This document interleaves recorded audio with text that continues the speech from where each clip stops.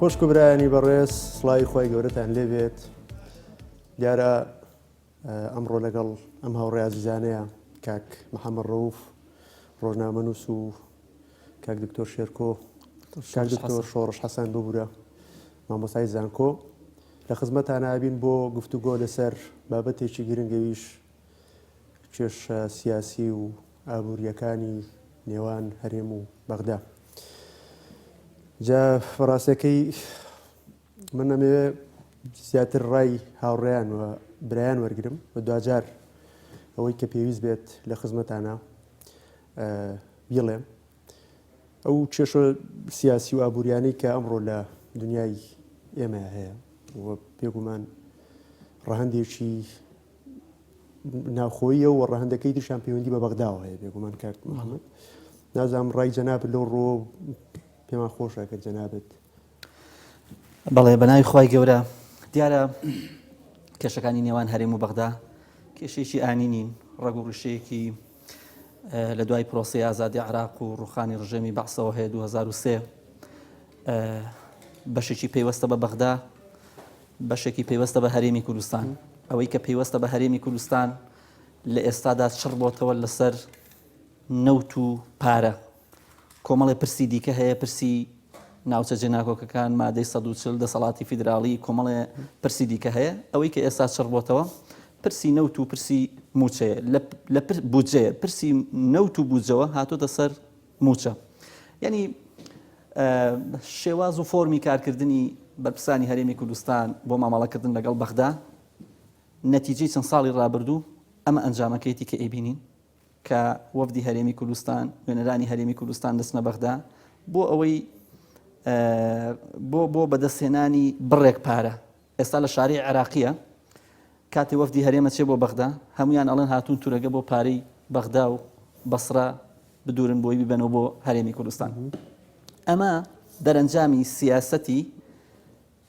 ئابووری سربەخۆیە لە ساڵی 2014 دەستی پێکرد تا ساڵی 2013 ئەگەر لەبەرەوەی کە مەسەلەکە نەوت و بودجێ بۆیە ئەندێ ئامار لەسەرواڵێم تا ساڵی 2013 پشکی هەرێم لە بەغداوە دەهات مانگانە 1 تریلیۆن و 200 ملیارە هات، 850 ملیاری بۆ موچە و ئەوەی دیکەشی بۆ بەرهێنان بوو. ئەمان هاتن لە بەرامبەر نەوت لەبەرەوەی فایلی نەوت و پرۆسی نەوت زۆرترین گەندەڵی تایە، زۆرترین بەهەدەردانی تایە، هاتن بە ناوی ئابووری سربەخۆوە ئامادە نەبوون بڕێک لە نەوتەکەدا ڕادستی بەغدا بکەن. بۆیە بودجە و موچەی هەرێمی کوردستان تریلیۆنێک و 200 ملیاری مانگانە بڕا لە 2014ەوە بڕا. ئەمەی کە ئێستاش دێ پشکی هەرێمی کوردستان نییە، وەکو با بڵێن وەکو ڕێکەوتن و ئیتیفاقات 453 و 370 و 320 ملیار هاتۆتە هەرێمی کوردستانەوە. هەموو ئەمانە ئێستا ئێمە گەشتنە بەون ئەنجامەی کە وەفدی هەرێمی کوردستان عێراق داوای ڕادەستکردنی نەوتەکە. ئەمە چەند ئۆپشنێکەیە، ئایا هەموو نەوتەکە بەشێک لە نەوتەکە 250,000 بەرمیل کۆی دۆسیی نەوت ئەوەی کە هەیە وەکو زانیاری بەرپرسانی هەرێمی کوردستان وەفدی هەرێمی کوردستان فایلی نەوت ڕەتەکەنەوە بیدەن تەسلیمی بەغدای بکەن، ڕادستی بەغدای بکەن. ئەوەی هەیە چەند ئۆپشنێکی ترە، ڕازی بوون بە ڕادەستکردنی داهاتی نەک پرۆسی نەوت داهاتی 250,000 بەرمیل، یاخود ڕازی بوون بە با بڵێن ئەو یاسای قەرز یا لەم حاڵەتانەیە. ئەمە چارەسەرێکی کاتی ئەبێ ئەگەر ڕێژ بکەون، چارەسەرێکی دائیمی نییە. بە بڕوای من ڕێک نەکەوتن لەگەڵ بەغدا دۆخێکی ناسەقامگیری سیاسی ئابووری دروستەکە لە نێوان هەرێمی کوردستان و لە نێوان بەغدا. هەروەکو چۆن لە چەند ساڵی ڕابردوودا ئەم تەوەتورە سیاسی و ئەم تەوەتورە ئابووری هەبووە، پێگومان ئەمە سەرکێشێت بۆ تەداخلاتی نێودەوڵەتی، تەداخلاتی ئەقلیمی و بەڵام ئەبێ بینەوە سەر خاڵی سەرەکی ئەویش پرسی نەوتە کە زۆرترین گەندەڵی لە پرسی نەوتدا هەیە. بۆیە بە بڕوای من بەرپرسانی هەرێمی کوردستان ئابووری با بڵێن نەوت ڕادستی بەغدا ناکەن. بەڵام من بۆچوونێکی کەم هەیە پێم وایە نەکردنەوە، بەڵکو تەنانەت هەوا لەم وڵاتە گەر بەدەستی یەکێتی و پارتی بێ بێگومان گەندەڵی تیاکەنەوە ئینکاری ناکرێتەوە. بەڵام نەوت ئەمڕۆ لەبەرەوەی تەوان کاک دکتۆریش پێمان خۆشە دوایی ینی شێری بکەین لەگەڵەوە بۆ چوونە لەبەرەوەی ئەم وڵاتە وڵاتێکی ڕێعیە و لەسەر ئەو بنەمایە تەبان ئێمە باسی نەوتەکەین وەگەرنا خاڵی سنووریمان هەیە مانە کۆنتترۆلیان کردو و دەستیان بەسەرا گرتووە تاڵانی قاچاقچێتینەوە پارتی و تاوان لەودی و پارتی لەم دی و یەکێتی و پەرلەمانمان هەیە پەچیان کۆنتترۆلیان کردو و دەستیان بەسەرا گرتو و خۆڕخیان کردو بۆ خۆیان مؤسساتی حکومیمان هەیە کۆنتترۆلیان کردومە تەمان ڕەهەندی سیاسی ئەم کێشانن ئێمە تەمان جەنابەت باسی ڕاندا ئابوووریەکەی ئەم کێشانی نێوان هەرێم بەغدا بەڵام ئەو کۆمەڵێک کێشەی قوڵی ترمانەیە کە کێشەی سیاسیە کێشەی قانونە لە وڵاتە کێشەی ئازادیە کێشەی مافە کێشەی بەرقەرار نەبوونی عەدالەتە دنیایە کێشەی ترکە پێم وایە بەرپرسی یەکەمتیایە پارتی وێچێتین وە کەسی تر نییە بەڕاستی ئەمە دیوێکیان دیوی دووهەمیانەوەیە من وایە بینم ئەم وەفدە لە ڕاستیە قەرار بەدەست نییە کاچێتە بەغدا ئەم وەفدە هیچ قەرارێکی بەدەست نییە و ئەگە دوو بژاردەیە یا لە ڕاستیە دێمە لە بەرامبەر دوو بۆ چوونین ئەگەر قەرار بەدەستن بۆ ڕێک ناکەون ینی تۆ 7 ساڵە بەڕێی بەغدادەوەی نەود نادرێ با وڵاتیان بڕە بۆ بەغدا نەوە دەدرێ با وڵاتیان بڕە بۆ بەغدا موچە نایە بڕە بۆ بەغدا موچە دێ بڕە بۆ بەغدا لە حدود دەگیرێ بڕە بۆ بەغدا ینی ئەمە پێم وایە عیبەیەکی گەورەیە و ئەمە شەرم و خەجاڵەتێکی گەورەیە دوای 30 ساڵ لە حکومڕانی تۆ چاوەڕێی بەغدا بکەی بۆەوەی لانی کەم بەرمیلێک نەوت بدا بە هاوڵاتیانی هەرێم ئەمە دیوێکیانەکە ئەگەر تۆ قەرار بەدەست بیت ڕێکەوە بۆ ڕێک ناکەی تۆ 7 ساڵە جرت و فرتی ڕێی بەغداتە و کروتە بە سەفە و مەڕوە و ئەمریکا و سین ڕێکەوتن کۆرە چیچان و رووسیان ڕێکەوتن ئەزانی هیچ وڵاتێک نەماوە لە تەنانەت وڵاتە زیلێزەکان لەسەر لە دنیای شەڕیان کردو و 2000 ڕێکەوتن تەنان شەڕیان کردو مانە شەڕیشیان نەبوو لەگەڵەکانی و دوای 2023 و جەنابتان ینی لە من باشتر ئاگدارن ئەگەر قەرار بەدەستنین ئێمە چن کاکە بەسە چیتر ینی ئیسفزازکردنی مەشاعری خەڵک و ئیسفزازکردنی هاوڵاتیان و لە ڕاستیە سوکایەتیکردن بە ئینسانی کورد ڕایگرن ینی بابەتەکە ڕوونە یانەوەتە قەرار بەدەستن یانەوەتە قەرار بەدەستن ئەگەر قەرار بەدەستن فەرموو بە ڕێکەوتنەوە وەرنەوە خۆ ئەگەر قەرار بەدەستنین بەستە کاکە ینی هەموو مانجێک تۆ هەفتەیەک لە بەغداد خەریکی کەیف و سەفایی بە ناوی ڕێکەوتنەوە تەنها بۆ ئەوەی بڵێن چوونە بۆ بەغدا ئەمە ڕێی منە ئیتر من نازانم ئیتر کاک دکتۆریش ئەگەر ڕێیەکی تری هەبێت پێمان خۆشە وڵات گوێ لە کاک دکتۆری ئاماژەتان پێدا جەنابتان یعنی کێشەی ئێمە لەگەڵ بەغدا کێشەیەکی موچە نییە چڕێکیەوە لە موچە یاخود لە بودجە تۆ ئێستا بە قانونی هاتووی پەیوەندیەکە لەگەڵ بەغدا ڕێخستوە لەسەر ئەساسی فیدرالی ئوسوسی خۆی هەیە بنەمای خۆی هەیە کوا بنەماکانی لە عێراق هیچی تەطبیق نەبووە هیچی بەلایدا نەچوون نە ئێمە نە دوو بنەمای گرنگی هەیە بنەمای بەشداریکردن لە حکوومەتە فیدرالیەکە کە ئێمە نیمانە بۆ ئێمە هیچمان نییە لە ڕێی ئەنجومەنی ئیتحادەوە ئەنجومەنێکەوە بەشداری دەکەین کە لە ناو دەسەڵاتی یاسادانم بتوانێت تۆ بتوانی لەوێ ڕێگری لە هەر یاسایەکەی کە لە بەرژەوەندی تۆ نەبێ ئەمەمان نییە ئێمە ڕاستە وەکو بەشداری سەرۆک کۆمار کووردە حسەی کووردە نەک بەشداری کورد نانوێنێ جێگری سەرۆکی پەرلەمان کووردە جێگری سەرۆکی ئەنجومەنی وەزیران کووردە بەشێکیە بەڵام ئەمانە ناتوان تەجسیدی بەشداری کورد بکەن لە بەغدا لە حکومڕانێتی فیدرالی جگەلەوە ئێمە یەک هەرێمین ئەم جاوەکو ئیستیقلالی ذاتی ئێمە سەر بەخۆی خۆمان هەیە ڕاستە دەسەڵاتێکی لێرە بەڵام ئەم دەسەڵاتەمان لەسەر ئەرزێکی لەرزۆکە بۆچی لەبەرەوەی ئەو سنوورە ئەو بەشلایەنەمان کە لەگەڵ حکوومەتی عێراقا لەگەڵ بەشی عێراقا تا ئێستا یەکلانە بۆتەوە ڕۆژ بە ڕۆژ ئەمە مەسافەکەی کەمتر دەبێتەوە ڕۆژ بە ڕۆژ مەسافەکەی کەمتر دەبێتەوە لەوانەیە 10 ساڵی تر کێشەی جێناوکان لە سلێمانی لە هەولێریش هەستەر هەڵدا ئەوە تا لێرە داوا دەکات دەڵێکا کە ئێمەش هەین دەڵێ ئێمەش هەین ینی پێشی 50 ساڵ کەرکووک بەو شێوەیە نەبووە مووسڵ پێشی 70 ساڵ بەو شێوەیە نەبووە احتیمالە 20 ساڵی تر ئەم مشکلەیە بێتە سلێمانیش و بێتە ئەوەش لەبەرەوەی ئێمە نەهاتووین ئوسوسە بنەما سەرەکیەکانی پاراستنی ئەم فیدراالێتە کە بۆ پاراستنی کیانێکی نەتەوەیە بەڕاستی بوونیەکی نەتەوەیە ئێمە لەبەرەوەی ئێمە ئەم فیدراالێتە لە عێراق خۆی سەپاندووە بەواقع خۆی سەپاندووە کەس نەهاتووە ئەترافی پێ بکات لە سەرەتادا بۆ ئەمرێکی واقع ئەم جادوایی هاتووە لایانی تر هاتووی ئەترافی پێ کردووە کەچی ئێمە هەموو مەسەلە ئەساسەکانمان بەداخەوە لەبیر کردووە لەبەرەوەی لێرە خاوەنی حکومڕانێکی شەفاف نین کە ئینتیمای هاوڵاتی دروستکەین بۆ ئەم نیشتمانە ئەمەمان نەکردووە بە هەموو شێوەیەک سەرمان خستۆتە سەر هاوڵاتی بە هەموو شێوەیەک بێ موچەمان کردووە بێ ئیدارەمان کردووە بێ کاسبیمان کردووە بەڵام لە هەموو کات لە هەمان کاتیشدا باج و سەرانە تا ئەو پەڕی لەسەر هەموو شتێک فەرزمان کردو ینی بەس باڕاستی ئەوە ماوە ینی ئەومە مەسەن دوێنێ و پێرە پارەی کارەبایان زیاد کرد وڵاوە $3 ینی تەبریەکەشی $، گران بۆ باشە پێشتر کە $، هەرزان بوو بۆچی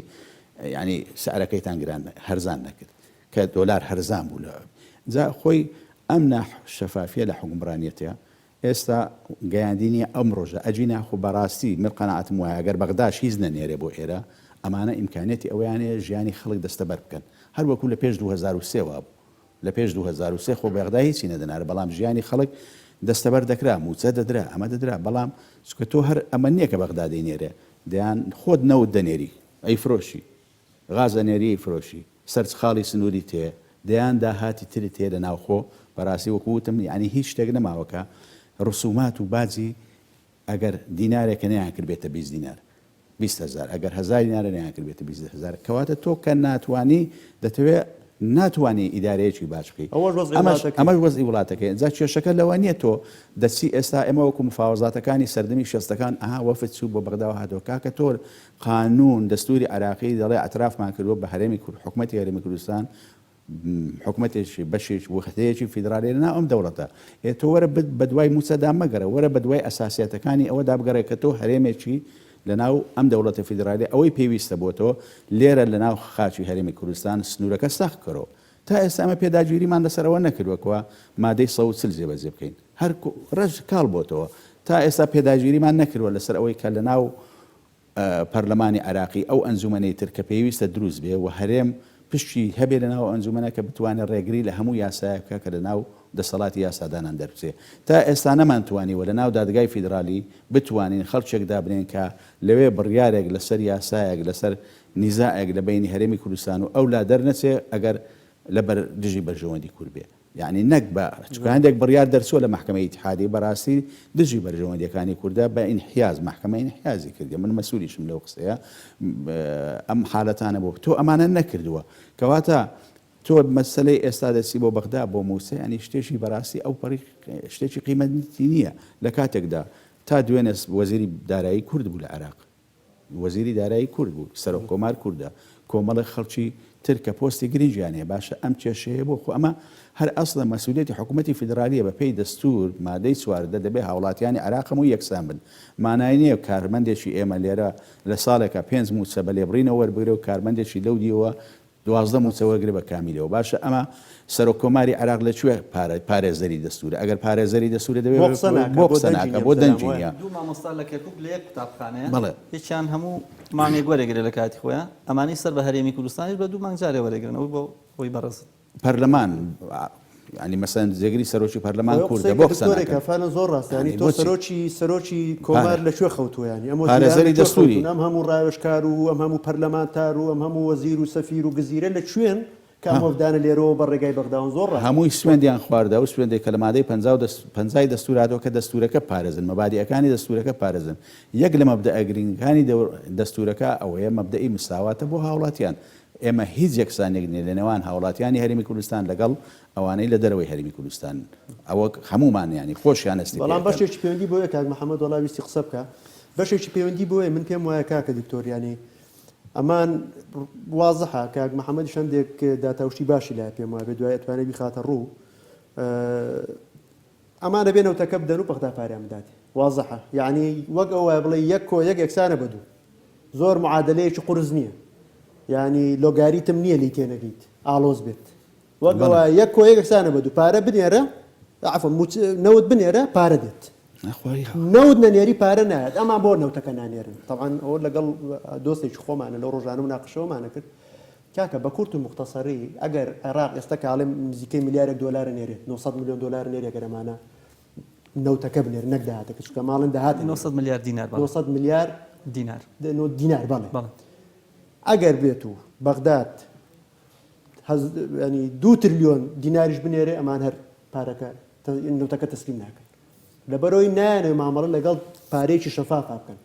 نانوێت تەعامل لەگەڵ ڕقەمی شەفافا بکەن چکە کێشەیان بۆ دروستەکە ئێستا پارەکە لە لای خۆیانە نەوتەکەش لە لای خۆیان هەمووی لە لای خۆیان بارەزووی خۆیان دوو مانگ جارێک سەدا مەسەلەن مامۆستایەکی داما و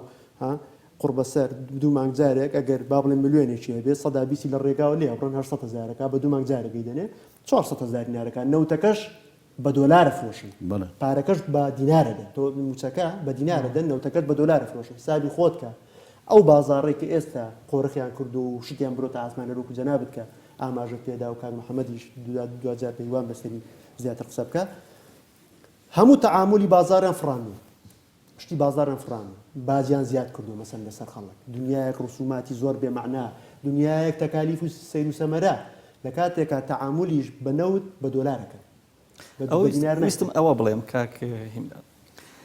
ئێستا نەوت بە 56 دۆلارە لە بازار 6 بۆ تا 9 دۆلار کەمترە فرۆشرێ گریمان بە 45 دۆلار هەر بەرمیل نەوتێکە فرۆشرێ لە هی هەرێمی کوردستان 450,000 بەرمیل نەوتی ڕۆژانە ئەفرۆشرێ کۆی گشتی داهات ئێستا لێکی دێتەوە هەر بە ڕقم لێکی دەوە تقریبا 570 میلیۆن دۆلارەکە بە دینار لێکی دەوە تقریبا 850 میلیارد دینارەکە باشە ئەمە وەرە 50 بە 50 بەشیکە 50 بدرە ئەوەی کە خۆتان ئەیبەن و ئەیدەنە کۆمپانیا و چی لێ دێ و چۆنە و ئەدرێتە مەسروفات و قەرز و چی و لە 150 بێڵەوە تقریبا 400 میلیارەکە باشە داهاتی ناوخۆ ئێستا داهاتی ناوخۆ گەشتۆتە نزیکی 350 میلیارد دینار لەگەڵ 25 هاوپەیمانانە ئەمە ئەکاتە نزیکی 400 ئەمە 400 ئەوی 400 ئەمە تقریبا 800 نزیکی 750 بۆ 800 میلیارد ئەتوانن بە هەموو ئەوەی کە ئەشیبن ئەتوانن بیهێڵنەوە من ویستم قسەکە ئەوە بڵێم ئەم هەموو تەنازولات و ئەوەی کە ئەچنە بەغدا و هیچ ڕێکەوتنتان پێ ناکرێ و بڕیارتان پێ نادرێت لەسەر نەوت کاکە دوو وەفتان سەرۆکی حکومەت زەحمەتە بێ با بچێتە باشماخ و با بچێتە حاجی ئۆمەران و هەندێک ڕێوشوێنی ناوخۆیی و باجی کۆمپانیا نەوتەکان وەرگرن و نەوت شەفافکەن هیچ پێویستە بەم شەڕەن یەکە لە بەغدایکەن پاشان داهاتی یعنی سیرکە لە ساڵی 2014 تا 2020 تقریبا بە پێی راپۆرتی حکومەتی هەرێم کە بۆ بەغدای ناردووە پشکی هەرێمی کوردستان 75 تریلیۆن دینار بووە لەبەرەوەی کە نەوتیان ڕادەست نەکردووە نەوتیشان فرۆشتۆ بایی هەر بە پێی راپۆرتێکی ئەنجومەنی نوێنەرانی عێراق 41 میلیارد دۆلار بووە تقریبا 50 تریلیۆن دینارەکە باشە لەم داهاتی عێراق کە 75 تریلیۆن دینارە تقریبا 13 تریلیۆن هاتووە بۆ هەرێم لەبەرەوەی ئەمە نەوتیان ڕادەست نەکردەوە 350 میلیارد و 320 میلیارد و 370 میلیارەکە هاتووە واتە 63 تریلیۆن دیناریان لە کیس خۆیان داوە بۆ نەوت 28 میلیارد دۆلاریش قەرزارن یعنی ئەمە چی بەچی کردووە ئەم مەسەلەی نەوتە کاکە ئێمەش حەزەکەین نەوت ڕادەست مەکەن ڕادەستی بەغدای مەکەن وەرن خۆتان ڕێکخەنەوە وەرن داهاتی نەوت ڕێکخەنەوە گەندەڵیتیان مەکەن قاچاقچی خاڵە سنوورەکان مەکەن بێگومان ئەو پارەی لە دەستیان دەکەوێت زۆر زیاترە لەوەی کە لە بەغداش ئەتوانن دەستیان بکەوێت بەڵام ئەو کاتێ بودجە لە بەغداوە هات استقراری ئابووری و استقراری بازار و استقراری موچە زۆر زیاتر بوو جا لەبەر ئەوە ئەمان نەوت ڕادەست ناکەن نەوت تەنها ئێستا لە فایلێکی ناوخۆیەوە دەرچووە بۆتە فایلێکی نێودەوڵەتی و ئەوە یعنی من ئێستا بەپێی ئاماری لانی کەم ئیقلیمی بەڵێ لانی کەم ئەقلیمی سەیری ئەم راپۆرتی دیلویت تەمەنی خۆیان راپۆرتیان بڵاو کردوەوە من سێ مانگی خەمەڕوو یەکی 2020 بۆ 31 2020 تەنها لە داهاتی نەوتی هەرێم لەو سێ مانگەدا 136 میلیارد دۆلاری بۆ کۆمپانیای وزەی تورکی ڕۆشتووە 6 میلیارد ببوورە 136 میلیۆن دۆلاری بۆ کۆمپانیای وزەی تورکی ڕۆشتووە 6 میلیۆن دۆلاری بۆ کۆمپانیای وزەی تورکی و کۆمپانیای وەبەرهێنانی تورکی و بۆ کرێی بۆری نەوتی تورکی ڕۆشتووە واتە نزیکی لە 115 کۆی داهاتی نەوت بۆ تورکیا ڕۆشتووە بەشێکی بۆ کۆمپانیەکانی وەبەرهێنانە ڕوا ئەوەی ئەمێنێتەوە تقریبا ڕێژەیەکی بەپێی ئەو ڕێژانی کە خۆیان بڵاوێکەنەوە بەشێکی بۆ قەرزی تورکیا بەشێکی بۆ کرێی بۆری تورکیا بەشێکی بۆ کرێی بۆری هەرێمی کوردستان بۆ ڕۆژنەفتە بەشێکی بۆ کۆمپانیەکانی وەبەرهێنانە بەشێکی بۆ سەرڕای هەموو ئەمانە یەک دنیا گەندەڵی تیاکرێ ئەوەی کە بۆ ڕەشەڕوت و خەڵکەکان مێنێتەوە چەندێکە مانگی وا بۆ ئەڵەن 30 میلیۆن دۆلار بووە مانگی وا بۆ نەوتی هەرێمی کوردستان 450,000 بەرمیلی ڕۆژانە یعنی هەر ئاوا بی کە تەنکەر و ئاوا بە بەلاش بیدا 30 میلیۆن دۆلار مانگی وا بووە بۆیە ببوورە دکتۆر بۆیە بەرپرسانی هەرێمی کوردستان لە بەغداوە ڕێژ بکەون مانگی 500 میلیارد دینار بێنن 1 تریلیۆن دینار لە بەغداوە بێنن بەشی هاوڵاتیان و موچەی هەرێمی کوردستان ناکات لەبەر ئەوەی ئەگەر ئەمە نیەتی خزمەتکردیان هەبێت نیەتی خزمەتکردنیان هەبێت زۆر ئاساییە یەک چاکسازێکی بچووک لە بواری نەوتە بەشێکشی لێ بدزن بەشێکشی لە راپۆرتی دیلۆیت هەر بۆ ئیزافێک بۆ قسەکانی جەنابەت ئەم راپۆرتەی دیۆ لە دیە کارەساتێکی زۆر گەوریتیایە 124 کرێی گواستنەوەی 124 ئەم نەوتەی کاڕوا کرێی گواستنەوەی بەس لەوە کارەساترەوەیە کە لەو 124 165 کرێی ناوخۆیە گواستنەوەی ناوخۆ بەڵێ گواستنەوەی ناوخۆ یعنی ئەوەی کەوان گواستنەوەی دەرەوەیە کرێکەی زۆر هەرزانترە وەک لە گواستنەوەی ناوخۆ لە کاتێکا ناوخۆی حکوومەتە بێ بەناو خاکی تورکیا هەتا بەندەری جیهانی هەتا جەیهان لە خورمەڵەوە هەتا تورکیا بەڵێ باشە بەڵامی ناوخۆ 165 بۆ داناوە بۆ تەبعاً بێگومان لەبەرەوەی ئەمەش هەر وەکو سەفەقاتەکانی تر لە نەوتەکە ئەم نەوتە چیرۆکێکی سەیرە هاوڕێن من بێ شتێکیکە بڵێم ینی لە دەرێنانی ئەمە تەبعاً بە تەحەداوام قسەیەکەم لە دەرێنانیا دزیەکەن لە دەرێنانی نەوتەکەیە دزیەکەن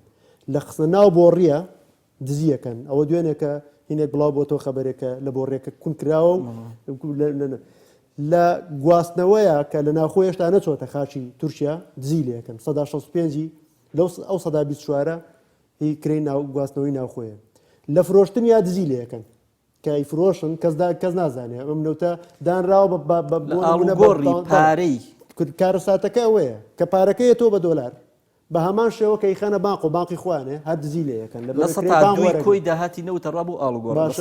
بەڵێ لە باق کە دایانێ نەیخەوێنن پارەیە سەر لە هەموو دنیاە باق کە پارەی تیادانی پارەت بۆ دێتەوە باری زیادە ئەچێت ئەدەنەوە کەسێک کە پارەکە لە بانکدانێ ئەگەرچی سۆ بە زۆر لە جۆرەکان حرامە بەڵام ئەمان پارە وەرەگرن وەگەوەی ئێمە خوا نەخواستا یانی شتیکەمان دانابێت لە بانک بۆمانەی پارێزن پارەکە و کرێمان لێسەرن لە پێدانی ئەم پارەیە کردنەوەی بە دینار بە هەمان شێوە گەندەڵی و دزیەکەن لە پێدانی بە موچەیە بە هەمان شێوە جارێککە دزی و گەندەڵیەکەن لە بەرەوەی دنیای خەڵکی بندیوار و ناوی وهمیانێ چکە ئێستا بندیواری وهمی هەیە و بندیواری حەقیقی ئێستا هاتوونێتەوە بە هاوڕێین بڵین کاکە بەس بندیوارە حەقیقەکانتان موچەکانیان دەن بندیواری وهمی موچیان مەدەنێ بندیواری وهمیەوەیە کە هیچ ناوێک نییە بەڵام موچە وەرەگرن لەبەرەوە کێشەکە لە پاراستنیا دوو لیوای نەوت و غاسەیە بەڵێ نزیکی 61,000 پاسەوان هەیە ئەماندارنە بە کۆمپانیای سکوریتی بۆ پاراستنی کێڵگە نەوتیەکان ینی کاکیمران من لەوەیان ناڵێم کاکە ناوی لێمانێ دزی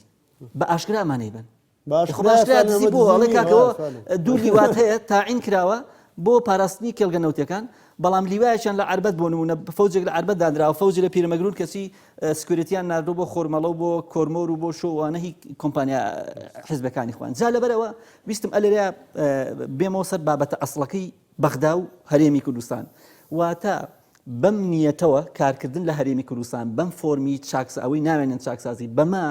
نە چاکسازیان پێکرێ نە دەوڵەتداری ئەواکرێ کاکە ئێمە تەمەنامان نەکرد کۆمەڵی بڕیاریان دەرکردووە بۆ خاڵە سنووریەکان بۆ نەوت بۆ باجی کۆمپانیەکان دێکا کە باجی فەلافل زیادەکە باجی دوکانی حەلاق زیادەکە باجی فیتەرێکی قوربەسەر زیادەکە بەڵام ناچێت باز لەسەر کۆمپانیایەک بسەنێ کۆمپانیایکی زەبەلاحی نەوت کە ماگانە ئەتوانێت 20 میلیۆن دلاری لێ بسەنێ سەدان کۆمپانیا هەیە کە باجیان لێ ناسەندرێ کاکە سەدان کۆمپانیا هەیە کە یعنی حکوومەتی هەرێمی دەسەڵاتی یعنی باجیان لێ ناسەنێت لەبەرچی لەبەرەوەی پشکیان هەیە هیچ کۆمپانیاک ناتوانێت ئیشکا بەبێ پشکی ئەوان ببوورن ڕاستەکە هەرەوەی خۆیانە بەڕاستی من باوەڕ ناکەم لەگەڵ بەغدا ئەمان هیچ کێشیان نییە ینی ئەم مەسلەیە کە دەیکەن وەفد دەنێرن و دێتەوە بێ ئەنجام و ئەمامووی سیناریۆیە بۆ خەڵقانی خەڵکە گوایە ئەمە کێشەمان لەگەڵ بەغدایە بۆیە ئەو ئەزمەی مالیە لێرە دروست بووە بەڵام وەکو وتم ئەگەر ئەمان بەبێ بەغداش دەتوانن هەموو 30 ڕۆژ بەڕێک و پێچی معاشێکی تەواو بدەن ئەم وڵاتە بوژێنەوە بەبێ بەغداش لەبەرەوەی ئەوەی بەغدا دەستی دەکەوێت لێرەش ئەمان دەستیان دەکەوێت زیاتریش بەڵام ئەمە مەسەن دوێنێ و پێرێکە حکوومەتی پێکەێنا کازمیان هێنا کردیان بە سەرێکی حکوومەت هەموو داواکاریەکانی ئەوانی جێبەجێ کرد ئەمە هەمووی وەزیرەکانی وەزیری کورد وەزیری پارتی وەزیری یەکێتی بۆی دانان وەزیرەکانی بۆ دانان ئەگەر تۆ کێشت هەیە لەگەڵ بەغا لەسەر موسا بۆ بەشداری پرۆسە سیاسەکە دەکەی بۆ لە پرۆسە سیاسەکە موقفێک وەرناگری بیتە دەرەوە لەسەر ئەم بۆ سەفیر و بۆ بڵێ ئێستاش لەو ڕۆژانە یەک بڵاو بۆتەوە هەمویانی تیاکەوە بۆ سەفیر کاندیدن بۆ سەفارەتەکان بۆ قونسڵێتەکانی عێراق لە دەرەوەدا جا ئەمەمانە ئەوەی بەڕاستی ئەمان کێشیان نیە لەگەڵ بەغدا ئەم مەسەلە پارێژ ئەوان حەز ناکەن وەکو ئاماژەیان پێدا حەز ناکەن یان هەروە بێ ئەجی توکە لێرە زیاتریان دەست دەکەوێت ئەگەر ئەمان نەوتەکە ڕادەستکەن کەمتریان دەست دەکەوێت لە هەموو دنیای وڵاتانی فیدرالی ئەوە نییە هەر هەرێمێک بۆ خۆی بە ئازادی تەسەڕوف بەداهاتی خۆی بکە لە هیچ شوێنێک وانە چکە بۆ تۆ حساب مەکە ئێرەیە کەرێمە بەڵام وڵاتێکی فیدرالی 15 هەرێمە 50 هەرێمە ئەمریکا ناکرێ هەر هەرێمێک بۆ خۆی دەوڵەتیش سەر بەخۆ بێحساب بۆ ناوەندەکە دەبێ هەموو پارەکە کۆ بکرێتەوە دووبارە تەوزیع بکرێتەوە بە یەکسانی بە عەدالەت بە پێی دەستوری دووبارە تەوزیع بکرێتەوە. بەڵام ئێمە بۆ خۆمان دەوڵەتێکین لە ناو دەوڵەتێکدا، دەوڵەتێکین ناو دەوڵەت. ئەو دەوڵەتی ئێمەش چەندین دەوڵەتی تایە، ینی بە هەر لەگەڵ ڕێزم هەر ئەوە نییە بڵێ ئێمە موسسەیەکمان هەبێ پەرلەمانە و حکوومەتە نەخێر، ئەمانە تەنها دیکۆرێک ئەجینا پەرلەمانی کوردستان خۆ دەبێت لەسەر ئەم مەسەلەیە بێتە قسە، دەبێت پەرلەمان هەڵوێستی هەبێ، یا دەبێت دای بخەین یا دەبێت دای بخەن بێنە دەرەوە، یاخود دەبێت هەڵوێست وەرگن لەسەر ئەم مەسەلەیە. لە ناو هەرێمی کوردستانە چەندین حکوومەتی پشت حکوومەت و پشت پەرلەمان بەهێزترن لە دەسەڵاتی پەرلەمان. بەهێزترە. ئەنجا ئەم دەسەڵاتە هەر کەسێ یەک و دوان نییە. ئێمە مەسەن تا ئێستا دوو بەشە ئەم هەرێمە، دوو بەشە، دوو ئیدارەیە، دوو هێزە، لەناو ئەم دوو هێزەش هەر بۆ خۆی چەند حکوومەتێک هەیە، چەند دەوڵەتێک هەیە، هەر یەک هەیە موسسەی ڕاگەیاندنی خۆی هەیە، هێزی خۆی هەیە، واریداتی خۆی بۆ دێمانگانە، ئەوەی کە لە هەرێمی کوردستان دەست دەکەوێت، ئەوەی لە دایرەکان دەست دەکەوێت، لە خاڵە سنووریەکان دەست دەکەوێت، بەشی هەیە. کەواتە هیچ چۆن دەمێنێتەوە دەوڵەت ئاوا ئیدارە ناکرێت، ئاوا دەوڵەت بەڕێوە ناچێ. تۆ نەتوانیوە 30 ساڵە نەتوانیوە ئێستا خەڵک ینی هەموو بەداخەوە کە هەموو خەڵک سەیری هەڵبژارینەوە تو دووکە چۆن خەڵک بەتاسەوە دەیویست دەنگ بدا سەیری هەڵبژارنەکانی 2005 و 2010 و ئەوانەش کە بزانە چۆنە خەڵک چۆن دەدا ئینتیمایان لای خەڵک نهێش بۆی ئەوەی کەەوە ئەم حکومڕانیە بەو شێوەیە حکومڕانی ناکرێت و ناچێتە سەریش. تۆ هاتووی خزمەتی هاوڵاتی بکەی. ئەمە جگە لە هەموو ئەمانە من پێویستم بۆیە خزمەتگوزاری تر بکرێم، خەستەخانەم پێویستە، مەکتەبم پێویستە. ئەمانە هەمووی بە قوربانی کەرتی تایبەت کراوە، هەمووی بە قوربانی کەرتی تایبەت کردەوە. کەرتە تایبەتەکەش هەریەکە و بەرپرسێکی حیزبی یا حکومی لە پشت کە خۆیانن. هەموو ئەگەر مەکتەبێکە کراوەتەوە، ئەگەر زانکۆیەکە کراوەتەوە، ئەگەر خەستەخانەیەکە کراوەتەوە، ئەی هاوڵاتی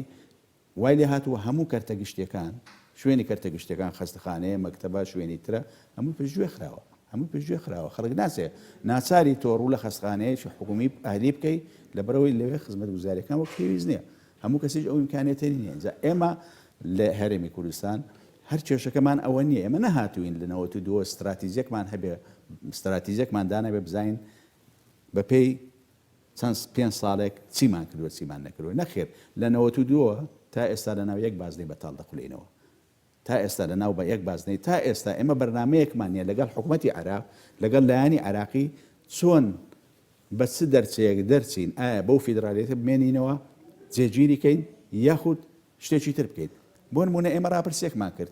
ڕاپرسێکمان کرد مەسەن پرس بە خەڵکی زۆر ئەوە نەکرا، دڵسۆز نەکرا کە ئەوەی کە ڕاستیەکانی دەوت کە ئایا وەختی ئەوەیە ڕاپرسی بکەیان نە. ڕاپرسێکە کرا، دوای ڕاپرسێکە کاردانەوەی حکوومەتی عێراقی بەو شێوەیە بوو. ئێمە شتێکی عەسکەریمان نەکرد، ئێمە کارێکی قانونیمان کرد. حکوومەتی عێراقی کە بەو شێوەیە وەڵامی ئێمە بداتەوە بێ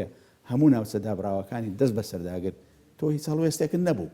لە پرۆسە سیاسیەکە بەرامبەرەوە. ئەگەر وەکو عەسکەریش نەتوانی هەڵوێستە بێ، خۆ دەتوانی وەکو سیاسی هەڵوێستە بێت، چکە نەدەبووە حکوومەتی عێراقی بەو شێوەیە بێ ڕەتکاردانەوەی بێ. نازانم مەبەست ڕیفراندۆم بووە نیە؟ بەڵێ مەبەست ڕیفراندۆم من قەناعەتێکی کەم هەیە ئەگەر ڕاستگویانە قسە بکەین ینی بۆی ئەم خەڵکی ژیانی من مەبەست جۆرەکان لایەن ڕوو بێزانم ئەم جودایەک بێگومان جەنابەت کاتی من مەبەستم بەڵام باسی منەوەیە تۆ ڕیفراندۆم یەکێک بوو لە حەماقاتە تاریخیەکانی تەبان ئەم دوو هێزە بە هیچ گومانێک یەکێکە لە ینی ئەگەر لە 100 ساڵی ڕابردوو ئەگەر لە من بپرسن گەورەترین حەماقەتی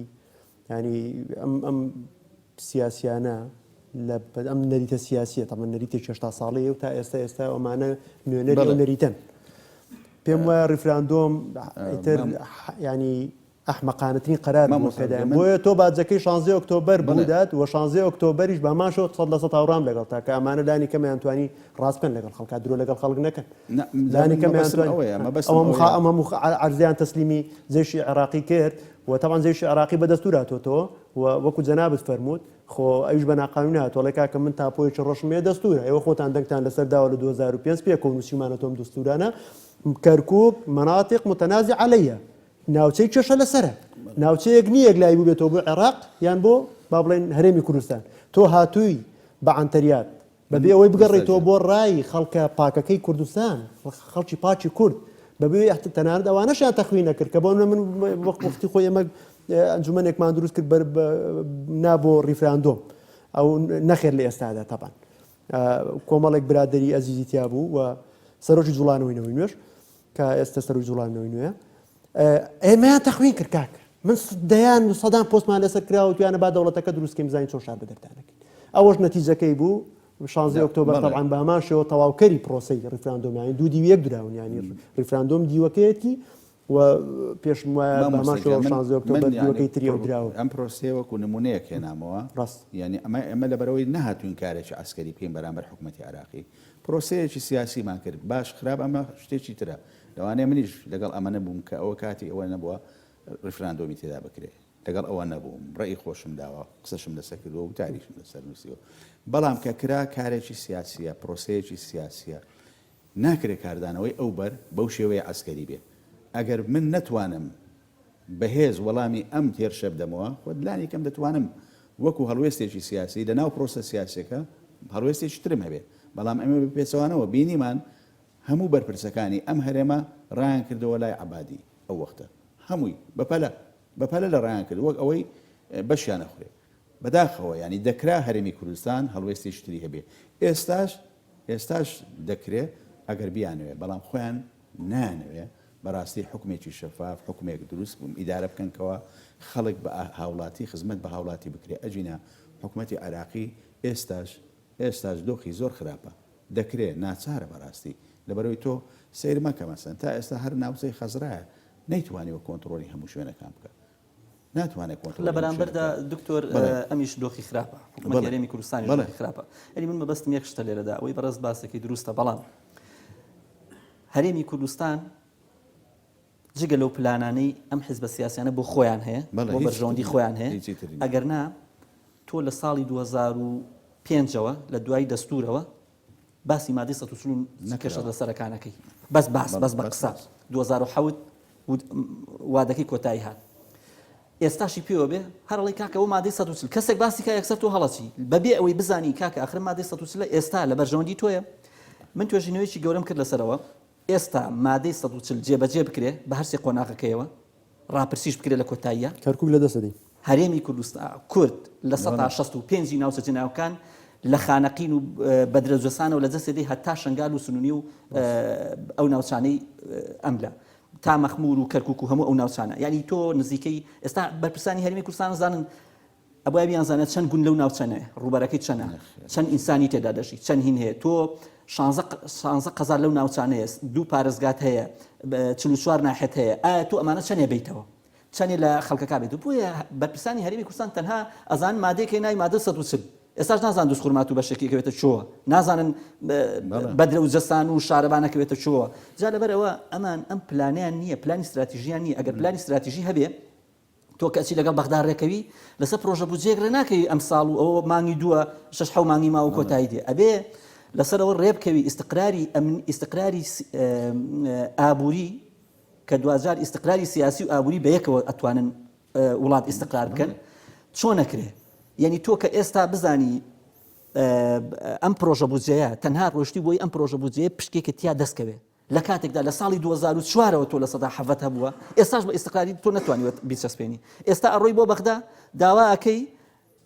پشکێکت هەبێ ئەی بۆ داوا ڕێکەوتنیی کۆتایی ناکەی تا 5 ساڵی دیکە بۆی کە هەرێمی کوردستان و هاوڵاتیانی کوردستان ئیستقراری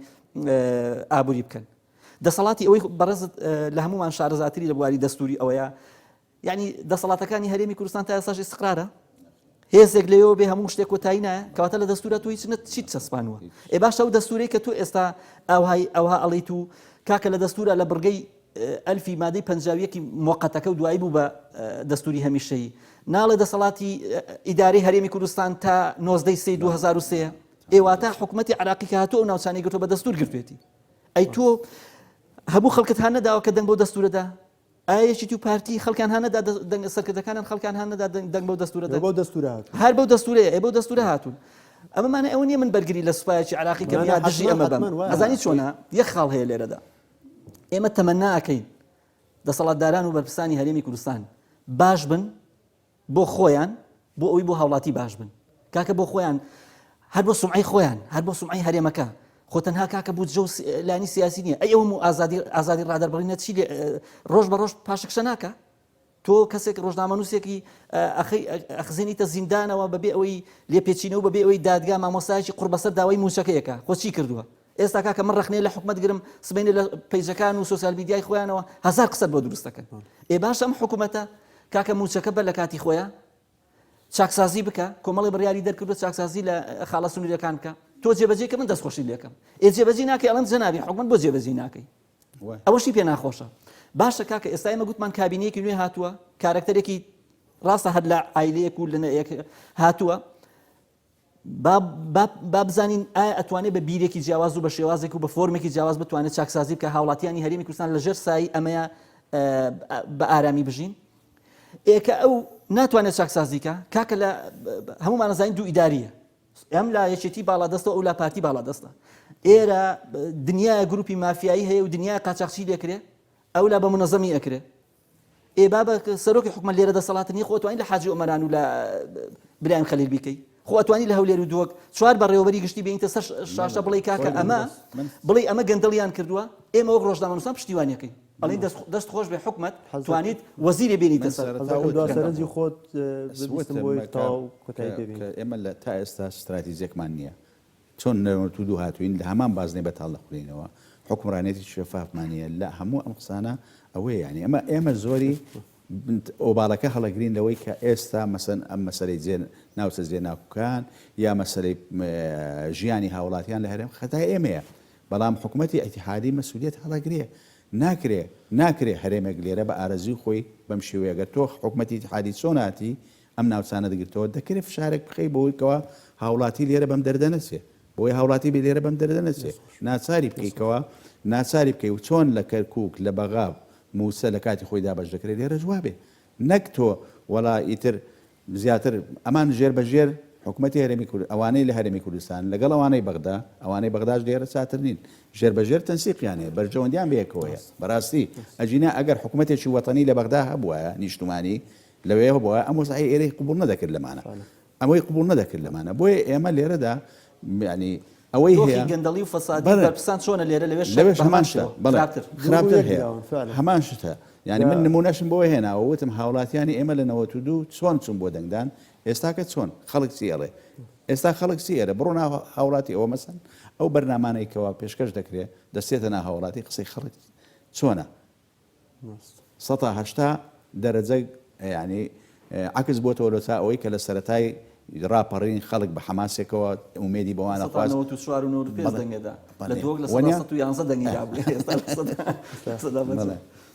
سپاسدانەکەم بینەرانی خۆشەویست خوشکبرایانی بەڕێز سپاس بۆ کات پێدانتان بۆ گوێگرتنتان دوادارین کە سودێکمان گیانە بێت بە بەڕێستان کاتی شەت.